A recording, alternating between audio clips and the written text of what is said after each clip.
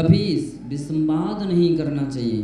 प्रयास हो कि आप जितनी जल्दी अपनी बात को समाप्त कर सकें, समाप्त करना चाहिए। विसंवाद अशुभ नाम कर्म के आश्रय को जन्म देता है। तद विपरीतम शुभस्य, और योगों की सरलता रखना तथा विसंवाद नहीं करने से शुभ नाम कर्म का आश्रय बंद होता है। दर्शन विशुद्धिर विनय संपन्नता शील वृत्ति सुनति चारो भीक्षण ज्ञानोपयोग संवेगो शक्ति तस्त्याग तपसी साधु समाधि वैयावृत्तिकरण मरहदाचार्य बहुश्रुत प्रवचन भक्ति रावस्यका परिहाणी मार्ग प्रभावना प्रवचन वत्सलत्वमिति तीर्थकरत्वस्य। तीर्थंकर प्रकृति के आश्रम में कारणभूत जो भावनाएं हैं वे 16 हैं। दर्शन विशुद्धि की भावना यानी निरतिचार मल दोषों से रहित सम्यक दर्शन की भावना, ये दर्शन विशुद्धि है। 4 प्रकार की विनय की भावना, विनय संपन्नता है।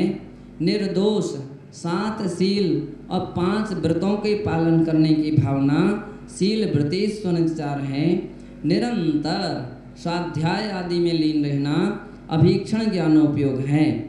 जगत के शरीर और काय से विरक्त होना अथवा धर्म के फलों को देख करके आनंद विभोर होना संवेग भावना है। शक्ति के अनुसार त्याग करना शक्ति तस त्याग है। शक्ति के अनुसार तप करना शक्ति तस तप है। साधुओं के प्रति ध्यान में की भावना रखना, अच्छी ध्यान की भावना रखना साधु समाधि है। कतिपय लोग ये बोलते महाराजों की जल्दी समाधि, साधु समाधि भावना, ऐसा अर्थ नहीं कि जल्दी समाधि हो जाए, ऐसे नहीं। साधु समाधि का अर्थ ये है कि साधु जनों की निर्विकल्प धर्म साधना हो, वे अपने परम लक्ष्य को प्राप्त कर लें और जब अंतिम समय आए तो वे ध्यान धर्म ध्यान के साथ अपनी समाधि मरण करें। ये साधु समाधि है। वैयावृत्तिकरण, वैयावृत्ति की भावना रखना वैयावृत्तिकरण भावना है। अरहत भक्ति की भावना रखना अरहत भक्ति है। आचार्य भक्ति, आचार्यों की भक्ति की भावना रखना आचार्य भक्ति है। बहुश्रुत भक्ति, उपाध्यायों की भक्ति रखने की भावना होना बहुश्रुत भक्ति है। प्रवचन यानी जिनवाणी, उनकी जिनवाणी के प्रति अपना भक्ति भाव होना ये प्रवचन भक्ति है। आवश्यक कर्तव्यों को आवश्यक अपरिहाणी, परिहार रहित यानी नियम से उसका पालन करना आवश्यक परिहाणी है। काम ऐसा करना जिससे धर्म की प्रभावना हो, वो मार्ग प्रभावना है। आज अपनी वंदना यात्रा निकलेगी, फिर से सभी लोग याद रख लीजिए। आज बिल्कुल समझ को ले लीजिए, अपन को एक ऐसी भी तपस्या करना है, एक ऐसी भी चर्या बनाना है जो मार्ग प्रभावना का हेतु बनेगी, धर्म प्रभावना का हेतु बनेगी। सभी लोग देखने वाले खुश हो जाएंगे कि ऐसे भी उनके पर्यूषण पर्व में धर्म साधना श्रावक लोग करते हैं। तो सभी श्रावक और सभी श्राविकाएं, फिर भी मैं जिनके लंबे उपवास चल रहे हैं उनके लिए छूट दूंगा कि उनके अपनी शक्ति सामर्थ्य देख करके ही आप अपना निर्णय लीजिए। बाकी अपन सभी श्रावक जिनके लंबे उपवास नहीं चल रहे हैं, कोई भी प्रमाद नहीं रखेगा, कोई भी किसी भी प्रकार की कमजोरी नहीं प्रकट होने देगा। सब काम आगे पीछे हो करके ठीक समय पर उस शोभा यात्रा या अपन दर्शन वंदना यात्रा उसमें अपन लोग पूर्ण रूपेणे व्यवस्थित तरीके से कैसे चलना है, पूरी पंक्तिबद्ध होकर के चलेंगे। और पंक्तिबद्ध कैसे होगी, अब 4-4 के लेन नहीं, 2 के ही लेन लगानी पड़ेगी, क्योंकि मंदिर के जो दरवाजे या कहीं जगह छोटे स्थान हैं, अब इतने तो एक साथ नहीं जा सकेंगे। तो 2-2 की पंक्ति से अपन लोग जाएंगे। जहाँ दर्शन करने के बाद बैठेंगे तो एक साथ बैठ जाएंगे, और जब उठेंगे तो फिर उसी 2-2 के क्रम से तैयार हो जाएंगे। किसी को कहने की ही आवश्यकता ना पड़े, पुरुषार्थ ऐसा काम कीजिए, स्वयं ही इतने संभल करके चलिए। और फिर कदाचित कोई ना संभल पाए तो समझाने वाले भी उस मौके पर क्या करेंगे, समझाएंगे भी। मार्ग प्रभावना, अपना लक्ष्य होना चाहिए। जिस प्रकार से धर्म से हमारा मन, हमारी आत्मा प्रभावित है, वैसे ही जगत के हर प्राणी धर्म से प्रभावित हों और श्रद्धावनत हो जाएं। हर व्यक्ति अच्छे मार्ग पर चले, अच्छे भावना उनके अंदर में बनाने लग जाएं। तो ये मार्ग प्रभावना है। प्रवचन वत्सलत्व साधर्मी लोगों में गोवत्स प्रीति समकर जिन धर्म दिपावे, अर्थात गाय और बछड़े की तरह परस्पर में प्रेम भाव होना चाहिए। 19-20 कभी कुछ हो जाता है, धक्का लग गए, कोई शब्द किसी ने बोल दिया, उनके लिए ज़्यादा मन में मत ले जाइए। कतिपय लोग होते हैं झगड़ालू किस्म के, छोटी छोटी बातों में उनको झगड़ा ही करना पसंद आता है। बतलाते हैं नरकगामी जीव ज़्यादा झगड़े में पसंद करते हैं। धर्मात्मा तो सुन लेंगे, सह लेंगे, लेकिन प्रयासरत रहते हैं झगड़े से बचो। तो ऐसी जो भावना है उसका नाम प्रवचन वत्सलत्व है। परात्म निंदा प्रशंसे सद्गुणोच्छादनोपघातने च गुणोच्छादनोपभावने च नीचैर्गोत्रस्य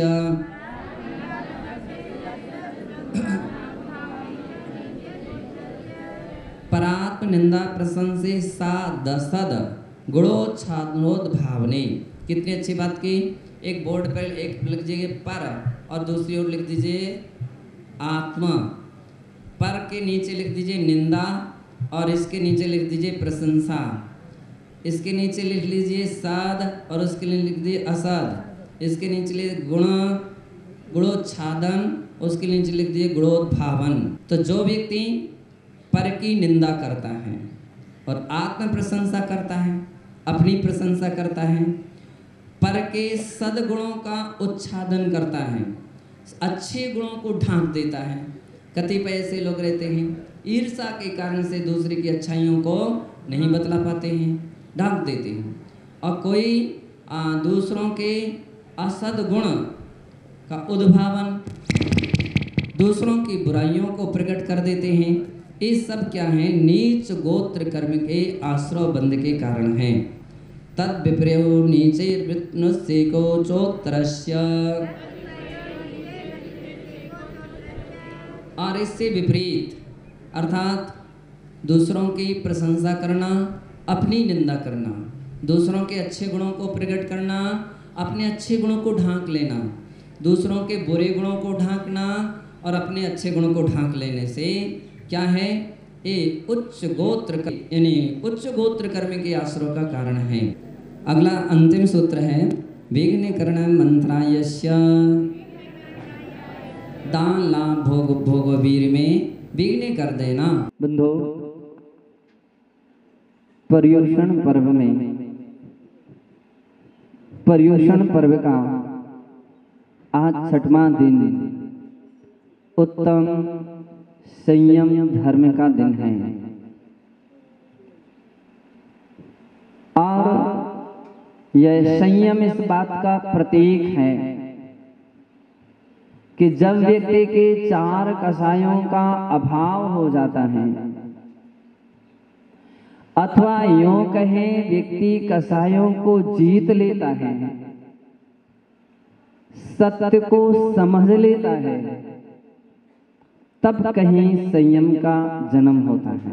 कैसा महान दिन है आचार्यों ने 6वें क्रम पर रखा।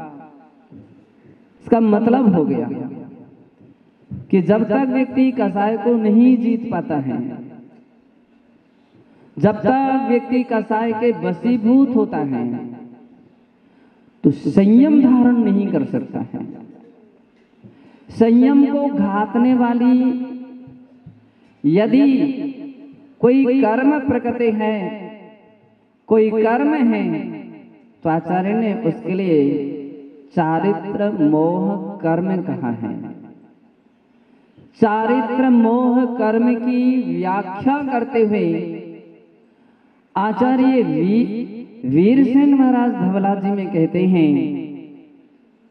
कि जो चारित्र का घात करते हैं, जिसके उदय में संयम के भाव उत्पन्न नहीं होते हैं, व्रत नियम सकल संयम को धारण करने के भाव ही उत्पन्न ना हो सके, वे कहते हैं उसका नाम है चारित्र मोहनीय कर्म। कितनी बात महत्वपूर्ण है कि चारित्र मोह कर्म के उदय में संयम धारण करने के भाव उत्पन्न नहीं हो पाते हैं, विचार उत्पन्न नहीं हो पाते हैं, क्योंकि यह कसाय चारित्र का हनन करते हैं। चारित्र का हनन करने वाली कसाय है, और कसाय के उदय में चारित्र नहीं हो सकता है। सीधा अर्थ हो गया कि साधक सबसे बड़ा कदम उठा करके आए हैं, सबसे बड़ी विजय प्राप्त करके आए हैं, तो वह कसाय को जीतने का साधना करके आए हैं, कसाय विजयी बनने का अभ्यास करके आए हैं कि कुछ भी होगा हम क्रोध, मान, माया और लोभ, ये 4 प्रकार की कसाएं अपने अंदर में नहीं होने देंगे। अगर कसाय भाव बने रहे तो आचार्य कहते चारित्र हो ही नहीं सकता, और यदि हो भी जाएगा तो चारित्र का आनंद ही नहीं आएगा, चारित्र की संवेदना नहीं हो सकती। और उस कसाय के विषय में आचार्य ने विभाग बनाए हैं। एक वह कसाय है जिसे अपन लोग अनंतानुबंधी क्रोध, मान, माया, लोभ कहते हैं। अनंत संसार का कारण मिथ्या दृष्टि जीवों में पाई जाने वाली कसाय अनंतानुबंधी कसाय हैं। मिथ्यात्व के सहचरी कसाय मानी गई है, मिथ्यात्व के साथ रहने वाली कसाय मानी गई है, अथवा यूं कहें कि दूसरे गुण स्थानवर्ती जीव के अंदर में भी पाए जाने वाले अनंतानुबंधी कसाय कुछ समय के बाद नियम से मिथ्यात्व में ले जाते हैं। इसलिए मिथ्यात्व की अनुगामी कसाय हैं, सहचरी कसाय हैं। दूसरी कसाय का नाम है अप्रत्यक्षान। अनंतानुबंधी के उदय में तो सम्यक दर्शन भी नहीं हो सकता है, अप्रत्यक्षान के उदय में देश संयम नहीं हो सकता है, अप्रत्यक्षान के उदय में सकल संयम नहीं हो सकता है। कितना बड़ा पुरुषार्थ किया है मुनि राजों ने, कितना बड़ा पुरुषार्थ किया है कि अनंतानुबंधी 4, अप्रत्यक्षान 4, अप्रत्यक्षान 4, कितनी हो गई? 12 कसाएं। 12 कसायों को जीता है इन्होंने। 12 कसायों को जीतने वाला ही सकल संयमी बन सकता है, सच्चा भावलिंगी मुनि बन सकता है, ऐसा कर्म सिद्धांत कहते हैं। एक बार आकर के किसी ने पूछा था कि महाराज द्रव्य लिंग किसे कहते, भावलिंग किसे कहते हैं? आचार्य जी कुंद कुंद कहते हैं सम्यक दर्शन सहित संयम धारण करते हैं वे मुनि भावलिंगी कहलाते हैं। सम्यक दर्शन रहित जो मुनि व्रत धारण करते हैं वे द्रव्यलिंगी कहलाते हैं। और आचार्य सिद्धांत चक्रवर्ती नेमी चंद्र, आचार्य वीरसेन तो यहां तक कहते हैं नहीं नहीं नहीं, इतना ही नहीं, सम्यक दर्शन के उत्पत्ति में तो केवल 4 अनंतानुबंधी कसाय के अभाव होने से मात्र सम्यक दर्शन हो जाता है। और सम्यक दृष्टि ऐसे भी जीव हो सकते हैं कि जो सम्यक दृष्टि तो हैं लेकिन अभी उन्होंने अप्रत्यक्षान प्रत्यक्षान कसाय का भाव नहीं किया है, तो कहते हैं वो भावलिंगी नहीं हो सकते हैं, सिद्धांत की दृष्टि से 6वें 7वें गुणस्थानवर्ती नहीं हो सकते हैं। सिद्धांत तो सिद्धांत है, बतलाते हैं कर्म सिद्धांत बाल की खाल निकालता है, ऐसी गहरी पकड़ बनाता है। कौन है वो भावलिंगी मुनि? तो बोलते हैं जिन्होंने 12 कसायों का 6 उपशम या 6 उपशम, सामान्य तौर पर 6 उपशम, 6वें 7वें गुणस्थानवर्ती जीवन के लिए 6 उपशम होता है। संयम भाव जो है छायोपशमिक भावों का एक भेद है। जब अपन सभी दूसरे अध्याय में 18 भेद छायोपशमिक भाव के पढ़ रहे थे, उस समय पढ़ा था संयम, संयमा, संयमास्य। संयम भी छायोपशमिक भाव है, संयमा संयम भी छायोपशमिक भाव है। और इस संयम अवस्था के लिए 12 कसायों का अभाव होना अनिवार्य कहा गया। 12 कसायों का भाव होना चाहिए। बंधो, 12 कसाय का तात्पर्य है कि मिथ्यात्व का भी अभाव होना चाहिए।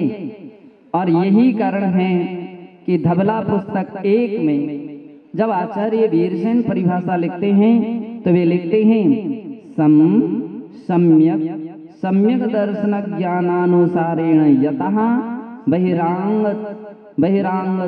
बहिरांगांतरांग भ्यो वीरतः संयतः। वे कह रहे हैं संयम में 2 शब्द हैं, सम और यम। सम सम्यक प्रकारेण, सम्यक दर्शन ज्ञानानुसारेण। जिन्होंने सम्यक दर्शन और ज्ञान यानी सम्यक ज्ञान के अनुसार यतः अर्थात बहिरंग अंतरंग तपेभ्यो बहिरंग अंतरंगेभ्यो वीरतः, जो बाह्य में और अंतरंग में विरक्त हो गए हैं, बंधो उन्हें आचार्य कहते संयतः, वे संयत हैं। कितनी सुंदर बात कह रहे हैं कि पहली बात जिन्होंने सम्यक दर्शन प्राप्त किया है, जो सम्यक दृष्टि है। दूसरी बात ज्ञानेभ्यः, जो सम्यक ज्ञान से सहित हैं। ज्ञानानुसारेण, सम्यक ज्ञान के अनुसार। सम्यक ज्ञान यानी भेद ज्ञान के साथ जिन्होंने विरक्ति धारण की है, बिना वैराग्य के तीर्थंकर दीक्षा नहीं लेते हैं। जब भी तीर्थंकरों के वैराग्य के या दीक्षा की जब बात पढ़ते हैं अपन सभी, तो कहीं ना कहीं उनके लिए कोई ना कोई एक ऐसे निमित्त बने, कोई कारण बने कि जिस निमित्त को पा करके, जिस कारण को पा करके उनको वैराग्य हो गया।